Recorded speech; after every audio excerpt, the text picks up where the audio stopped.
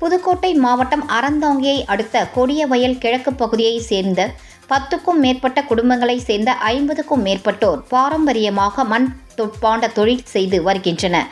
இந்நிலையில் பொங்கல் பண்டிகையை முன்னிட்டு தீவிரமாக பொங்கல் பானை, மண் அடுப்பு, மண் சட்டி ஆகியவற்றை தயாரிக்கும் பணியில் ஈடுபட்டு வருகின்றனர்.